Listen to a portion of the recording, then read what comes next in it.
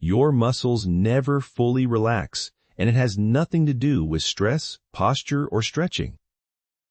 You wake up in the morning, and your traps are already tight. You roll your shoulders, you try to stretch, maybe you've even had a massage, and an hour later, the tension is right back. Or that twitch under your left eye that just randomly appears out of nowhere. Or the jaw tension. The teeth grinding at night. You've probably been told it's stress. Or that you sit wrong. Or that you just need to stretch more. None of that is the real answer.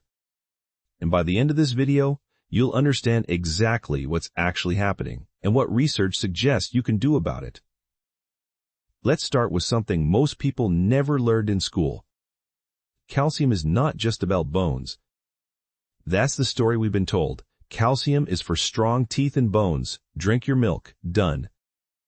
But here's what most people don't know. About 99% of calcium's actual function in your body has nothing to do with bones. It's about cell communication. Calcium controls every single muscle contraction, every nerve firing, every single heartbeat. Right now, while you're watching this, your heart is beating. That's calcium.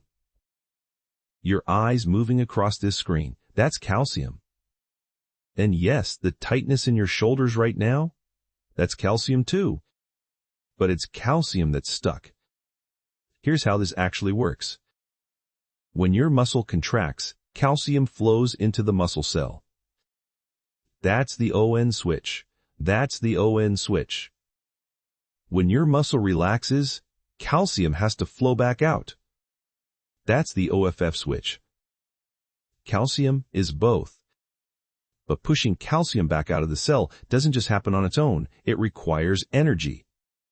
Specifically, it requires ATP. And ATP cannot do this job without magnesium. Magnesium is the key that makes the OFF switch work. Think about what happens when someone dies. The body loses the ability to produce ATP. With no ATP, calcium can't be pumped out of the muscles. The muscles lock up. That's rigor mortis. That's rigor mortis. That is what stuck calcium looks like in its most extreme form. Your situation isn't that extreme, but the mechanism is the same. When you don't have enough available magnesium to support ATP function, calcium gets stuck inside your muscle cells, and those muscles stay partially contracted. That's the tension in your traps. That's the twitch under your eye. That's the jaw that won't fully let go. And it doesn't stop at muscles.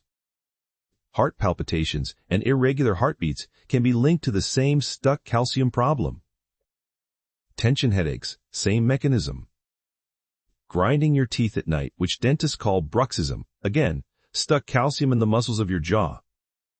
Leg cramps that wake you up at 3 in the morning, stuck calcium.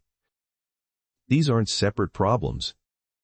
They're the same underlying problem showing up in different places. Now here's something that really puts this into perspective. There are medications called calcium channel blockers. Doctors prescribe them for high blood pressure, certain heart conditions, migraines. What do these drugs do? They alter and restrict calcium movement, essentially doing what magnesium naturally does. There's even a medication used for Alzheimer's that works almost identically to how magnesium works in the nervous system. Pharmaceutical companies can't patent magnesium. They can't make billions from it. So instead, they develop synthetic versions that mimic what magnesium does, and those they can patent. The fact that these medications exist and that they work by mimicking magnesium's role tells you something important about how fundamental this mineral actually is. Let's go deeper into the trapezius, because this is where most people feel the tension most clearly. Most people think of the traps as just the muscle between your neck and your shoulders. But the trapezius actually runs from the base of your skull all the way down to the middle of your back, and it spreads out to the sides of your shoulders. It's a massive muscle. And here's the problem. The lower part of the trapezius in most people is chronically weak and underused. We sit at desks. we look at screens, we barely activate the lower traps at all. So the upper traps have to compensate. They're constantly working, constantly under load. And here's the physics of it. For every inch your head moves forward from neutral position, you add roughly 10 pounds of effective weight on your traps. 2 inches forward, 20 pounds. 3 inches, that's 30 pounds. Your traps are carrying all day long. So yes, posture plays a role. But the posture problem is a consequence of the lower trap weakness, and the inability to fully relax the upper traps comes back to the magnesium-calcium dynamic. There's also a neurological layer here that most people miss. The trapezius has a direct connection to your fight-or-flight nervous system. People who are chronically stressed tend to hold tension in exactly this area, shoulders raised, neck forward. And magnesium actually plays a role in calming down the nervous system's stress response too. So it's working on 2 levels at once, helping muscles physically release and helping your nervous system dial back the alarm signal.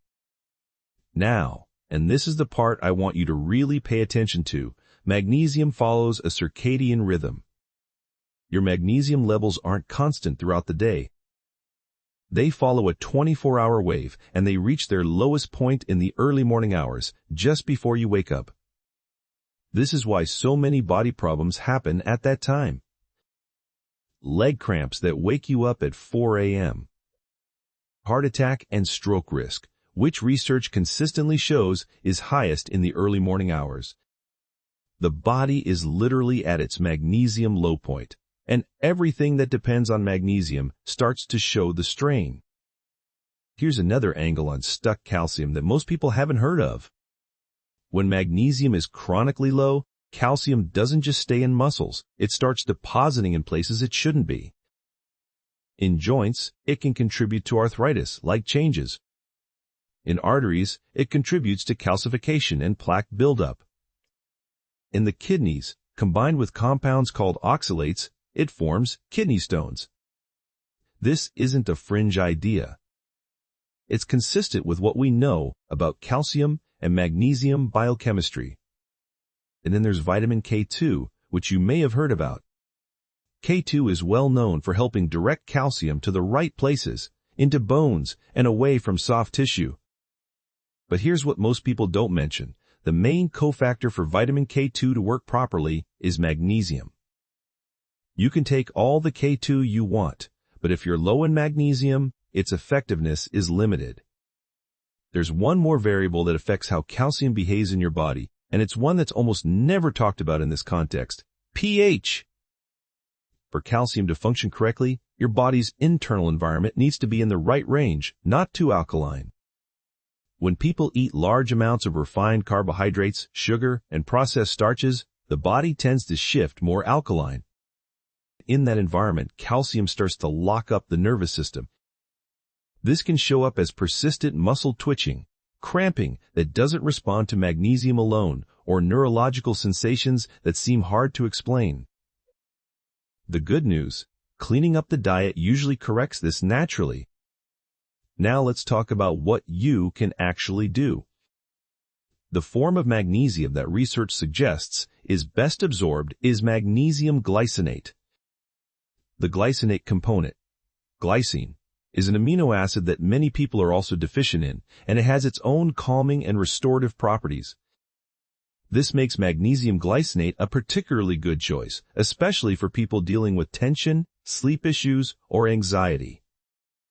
Standard intake recommendations for magnesium sit around 360 to 420 milligrams per day, but that's a maintenance level for healthy people. If you're dealing with chronic muscle tension, leg cramps, twitching, or sleep problems, many people find they need more, spread throughout the day rather than taken all at once. Taking it in the evening before bed is particularly useful for people with insomnia or muscle issues that worsen at night.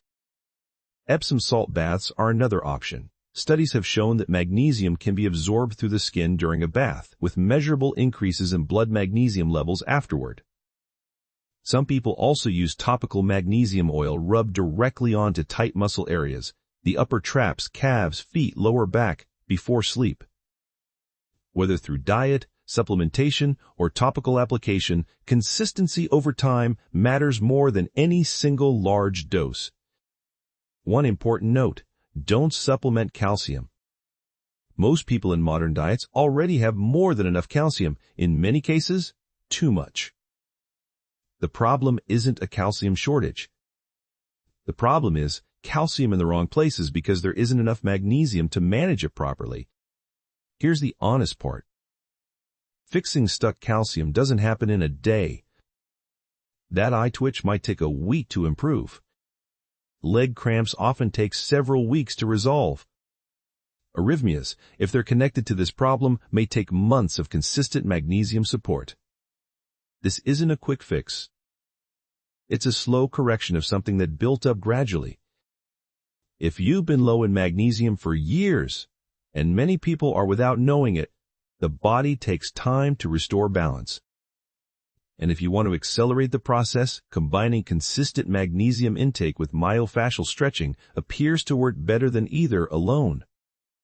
The physical work releases stored tension patterns in the connective tissue, while the magnesium addresses the biochemical root. So let's bring this together.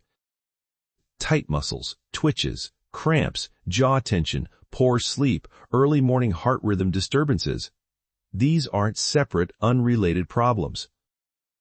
Research suggests they may all trace back to one shared root: stuck calcium that can't move properly because magnesium isn't available to power the process. Medications that block or alter calcium channels exist precisely because this mechanism is real and significant. And the solution, at least as a starting point, may be simpler than most people realize. Tomorrow, try this. Take magnesium glycinate in the evening before bed. That's the single most impactful starting point. If you're waking up at night with cramps or tension, this one step may already change things within a week. Which of these symptoms do you recognize most in yourself? The trapped tension, the twitches, the grinding, the morning cramps? Let me know in the comments, because it would actually help me understand what people are dealing with most. That one is going to connect a lot of dots. If this kind of content is useful to you, subscribing makes sense. I go deeper than most on the mechanisms behind these things, not just the surface-level advice. This video is based on published research and personal experience, and it's meant to give you a starting point for your own investigation, not to replace a conversation with your doctor.